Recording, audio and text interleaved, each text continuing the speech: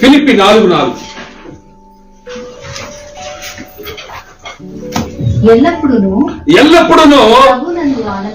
ప్రభువునందు ఆనందించుడి. ఇప్పుడు ప్రభు ఫిలిప్ ఏం చేస్తున్నాడు? దానికి ఆయనకి ఏదైతే లాభకరంలో అన్ని ఏం చేస్తున్నాడు? నష్టంగా ఇచ్చుకుంటాడు. బాగా రండి.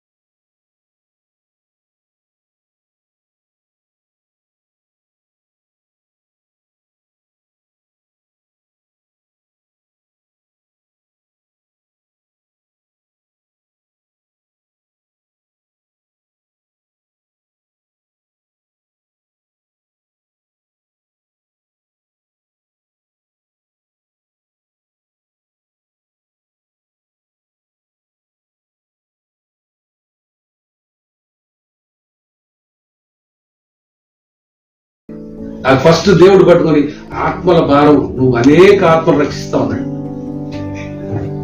తాగి ఉన్నాడు, తాగి వామిటింగ్ చేసుకొని ఆ వామిటింగ్ లో పండుకొని ఉన్నప్పుడు దేవుడు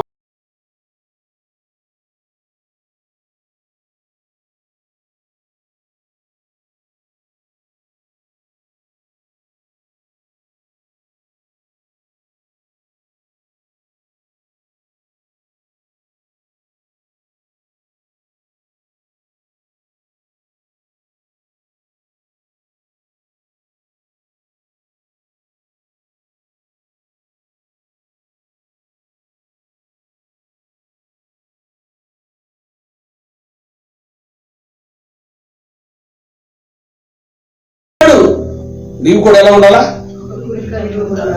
రాసుకోవాలా. ఏ పిలుపుతో పిలిచాడు? యేసోపు ఏం చేశాడు? ప్రధాని అన్నాడు, దాన్ని పట్టుకొని ఉన్నాడు. జైల్లోకి వెళ్ళగానే దాన్ని విడిచిపెట్టాడా? బానిస మధ్యలోకి వెళ్ళాక దాన్ని విడిచిపెట్టాడా? చెప్పాలి. విడిచిపెట్టలా. ఒక స్త్రీని ఎంతేసింది, విడిచిపెట్టాడా?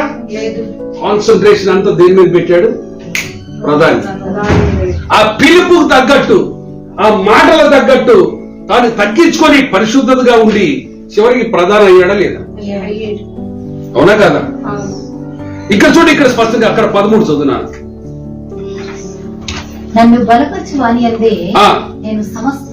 నేను సమస్తమును చేస్తా. నన్ను ఎవరి మీద ఆధారపడుతున్నాడు?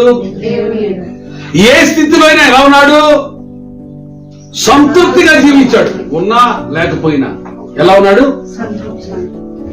ఎందుకు? ఆయన పిలుపు అలా ఉంది.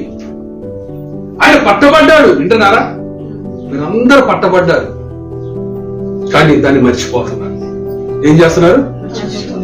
సైతాను బలమైన దాడి జరుగుతుంది. సొంత ఆలోచన, సొంత తలపులు. దేవుడు ఈ మార్గంలో పోమంటే ఆ మార్గంలో పోతా అంటాడు.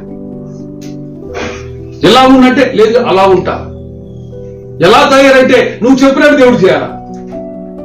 నాకు దేవుడు చేయడు, నేను చచ్చిపోయిన తర్వాత మూటలు పంపిస్తాడు అంటున్నాడు ఒక ఆయన. అంటే నీకు దేవుడు చెప్పాడా మూటలు ఇస్తాడని? నాకు చెప్పలేదు. చెప్పనప్పుడు ఆ మూటల కోసం ఎందుకు పరిగెత్తున్నావు? చెప్పాడా వెళ్ళమని? ఆయన మీతో చెప్పునది ఏం చెప్పాడు? ఒరే నా మందిరము పాడైపోయిందయ్యా, నా మందిరాన్ని కట్టడయ్యా, అప్పుడు నేను సంతోషిస్తా, నీ విత్తనానికి కావాల్సిన మంచును కురిపిస్తా.